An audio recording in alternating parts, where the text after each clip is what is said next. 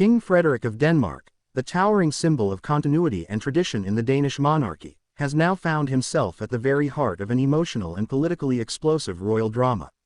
Alongside his younger brother, Prince Joachim, he is facing what insiders have called one of the most tragic and irreversible royal shakeups in recent memory, one that touches the future of Count Nikolai and Count Felix, Joachim's beloved sons, and Denmark's once rising stars in the royal sphere.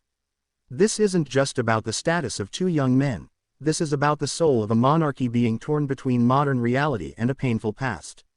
The royal court has confirmed what many royal watchers feared but hoped was nothing more than speculation.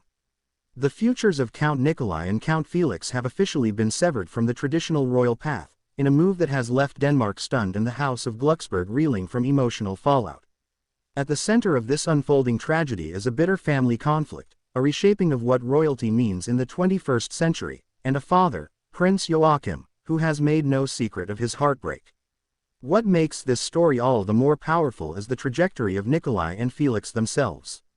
Once celebrated as Denmark's handsome, modern young royals with global modeling contracts, international education, and the magnetic presence of future diplomats or cultural icons, they now stand symbolically stripped of their princehood, reduced to aristocratic titles that carry neither the weight nor the public duties of royalty. And despite their grace in public, the loss behind the scenes has been gut-wrenching. King Frederik, who ascended the throne with widespread support and a heartfelt dedication to unity and balance, has tried to remain the calming force in the family. Yet, even he cannot fully escape the sorrow of watching his own nephews fall from the royal pedestal once reserved for them by birth. The decision to remove their titles, a royal order confirmed late last year under Queen Margrethe's reign, was, according to palace sources, not one made lightly.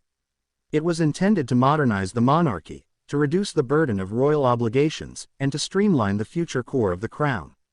But the cost? A public fracture with Prince Joachim and a deepening family wound that still refuses to heal.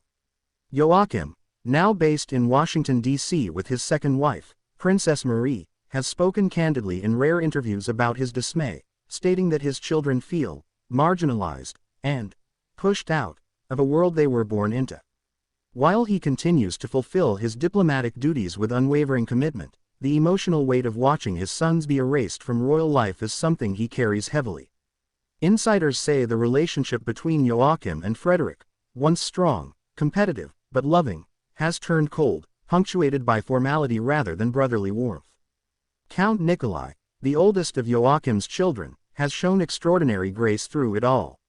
A successful model, he was the first in modern history to walk away from royal life with dignity, turning toward education and fashion, proving that a royal upbringing does not dictate one's potential.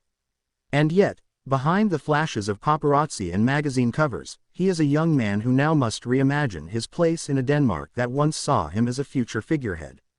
His brother, Count Felix, quieter and more introspective, follows closely behind, carrying the same invisible burden of lost royal identity. In this unfolding chapter of Denmark's monarchy, there's another powerful figure watching closely, Queen Mary. The Australian-born queen, beloved by millions and hailed as the modern mother of the monarchy, is now navigating the emotional landmines of seeing her nephews pushed to the margins while guiding her own children, Prince Christian, Princess Isabella, and the twins, through a drastically different royal future.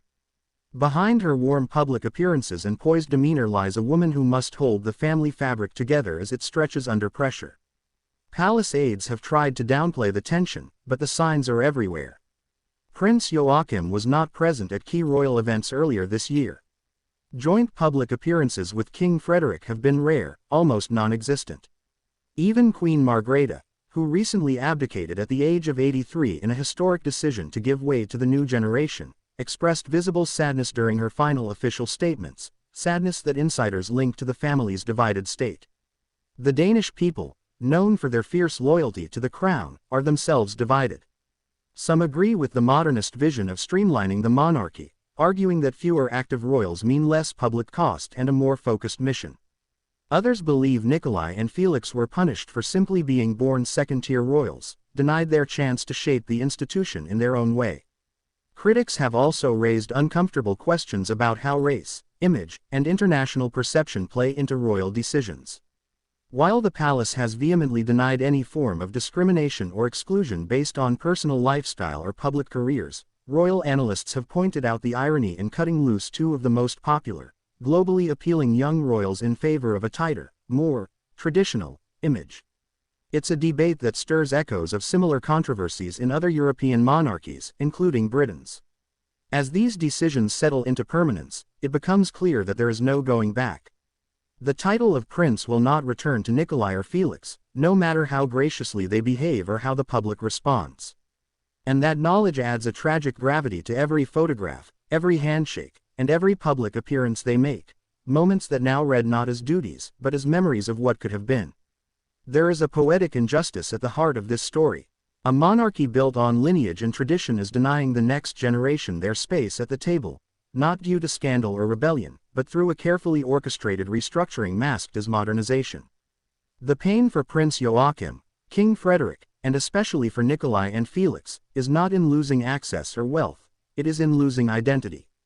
In a rare private moment caught on camera earlier this year, Count Nikolai was seen glancing longingly at Amalienborg Palace during a Copenhagen charity event. He smiled politely, waved to fans, but there was a haunting stillness in his gaze. That palace was once his future. Now it is a memory, a locked door behind a velvet rope he can no longer pass.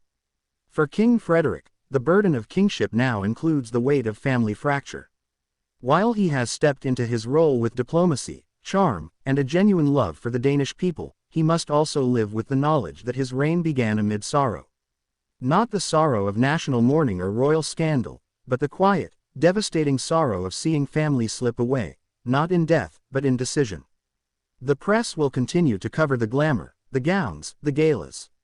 But behind closed doors, a royal family continues to wrestle with its past, its principles, and its painful decisions. As Denmark watches, so does the world. For this is more than a story about stripped titles, it is a modern-day Shakespearean drama about duty, identity, love, and loss. And as the world continues to turn its gaze toward the Danish monarchy, one question remains etched in the hearts of millions: can the crown ever truly shine when its brightest young stars are left in the shadows? Now before you go, don't forget to like, comment, share this video with royal fans, and subscribe to the channel so you never miss an update from the royal world. What do you think? Did Count Nikolai and Count Felix deserve this fate?